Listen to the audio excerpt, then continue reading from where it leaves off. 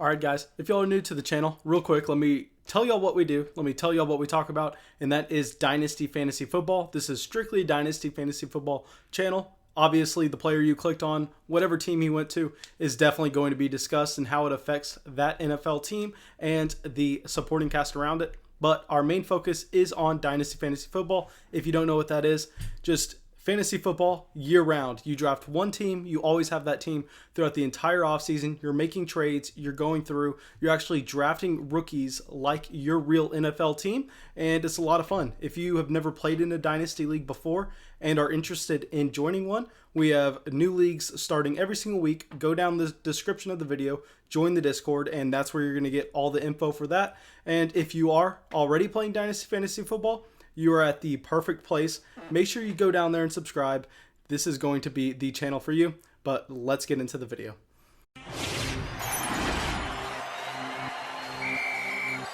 That may be the greatest catch I've ever seen in my life. Alright guys, and y'all know if y'all been watching for the channel, I've been pushing this very hard lately just because I get y'all 2 videos a day, but it's more important now than ever. I need y'all to make sure you go down and like this video. I'm going to be putting out 4 to 5 videos a day, so I promise you, I sent that screenshot earlier with what happens in the YouTube algorithm. If I upload more than 1 video a day and y'all don't leave a like, pretty much it just kills the channel. So it's now more important than ever. Make sure you go down right now and leave a like on this video. All right, well, I'll call this the surprise of the draft so far. Henry RUGGS going to the Las Vegas Raiders. I mean, I did not expect it. I thought they were going to go Judy or Lamb. I lost $50 on it to Paul. Should not have made that bet, but here we are. And let's talk about what Henry RUGGS' dynasty outlook looks like in Las Vegas and what this does for the Las Vegas players around him. First off, I'll say Henry RUGGS is a player that I know a lot of people don't know what to do with in Dynasty. And I'm here willing to say that give me all the Henry RUGGS I can get in certain Dynasty leagues. We're going to get to that part of the video near the end because that's a little small nuance that I think not many people will look into, but very important. And I loved what the broadcast said about the TD percentage that Henry RUGGS had in Alabama. And this really shows how explosive he was and really what he was able to do on a per touch basis. If you actually look closely, his first 5 career receptions all went for touchdowns. He was a top high school recruit coming out, and this is why he chose to go to Alabama. He decided that this would give him the best chance to get draft capital, and really he did not have to put up massive production to do that, and he should not be blamed for his lack of production. We'll get into that for a little bit. The story with RUGGS, obviously, is he ran a 4.27 40. We all knew he was going to be extremely fast going into the 40. We all knew at the combine he was the guy to watch out for. He's the guy that's going to be able to stretch the field and make an NFL offense more efficient with that speed. Because we hear all the time, we say it on the channel all the time, the one thing that you cannot learn at the NFL level is speed. That is something you have to come in with, and players just don't get faster. You don't turn 26 years old and go, okay, I'm ready to kick it up a gear. No, you come in with what you have. You can become a better route runner. You can become a better technician, but you have to come in with your physical tools already in place. And what's different about Henry RUGGS than a lot of these other speed guys is he actually has a little bit of size to him. He's 5'11", 188 pounds, and the common concern with all of these little speed guys is they drop the ball. And if you look, nobody really talks about this, but it's crazy. I did some research before this. If you look at the classic speedy guys in the NFL, Hollywood Brown, T.Y. Hilton, John Ross, Will Fuller, they all have tiny hands.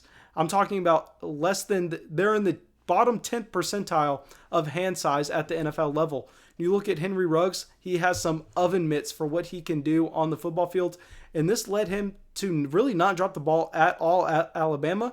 So I know the main concern with all these deep threat wide receivers is they will have a lot of drops, and that's something that Tyreek Hill is very good at. He can hold on to the ball, and that's obviously the high-end outcome of Henry RUGGS. I'm not willing to say that he is going to be Tyreek Hill. To make that kind of projection, you have to have some major confidence, and he doesn't have to be Tyreek Hill to be successful. I believe that running what he did and how successful he was at Alabama, really every box is checked for him to be a successful NFL wide receiver. I know a lot of analytical guys look at the lack of production and say, oh, I mean, he didn't produce. How are we going to be able to project this guy at the NFL level? Can you blame him for not producing? In 2017, his freshman year, he had barely any production, but you can't blame him. He was a freshman at Alabama. Jerry Jeudy didn't have any production either. But in 2018, he actually had 46 receptions, 741 yards, and 11 touchdowns. And if you listen to how people talk about him in the Dynasty community, this is actually probably surprising because people speak about him as if he went out there and had 15 receptions, 200 yards, and 2 touchdowns. But he was actually somewhat productive, 40 receptions, 746 yards, 7 touchdowns his junior season. Obviously, this is in an offense that has Jerry Jeudy, Jalen Waddle, and Devontae Smith. So you can't expect him to be an extreme producer at Alabama when he was not asked to. I know we've all seen the Twitter clip of Henry Ruggs and Jerry Jeudy going up to the line of scrimmage and playing rock, paper, scissors to decide who gets to run the deep route. That's how talented this team was. That's how talented these wide receivers were. And let's really jump into what this means for the other players in Las Vegas, what this means for Derek Carr, Marcus Mariota, and so on. But first off, I will say that the addition of Henry Ruggs, it only hurts Tyrell Williams. That's the one player on this offense that I'm going to lower down my projections, that I'm going to lower down expectations. And that's because Tyrell Williams and Henry Ruggs are very similar players. Henry Ruggs, in my opinion, is a better version of Tyrell Williams. And I expect him to take this role in the offense.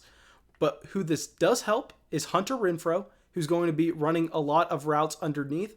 And this is assuming the Raiders don't decide to double dip in the wide receiver position and take another one in this draft. And this will also help Darren Waller. Both Hunter Renfrow and Darren Waller are guys that I was kind of avoiding in these early startup drafts this offseason. But with the addition of Henry Ruggs, I think this actually really helps them because Ruggs isn't going to be a guy that's going to command a lot of targets, especially with Derek Carr. You know, the story with Derek Carr is super high completion percentage, but that's because he refuses to throw the ball down the field.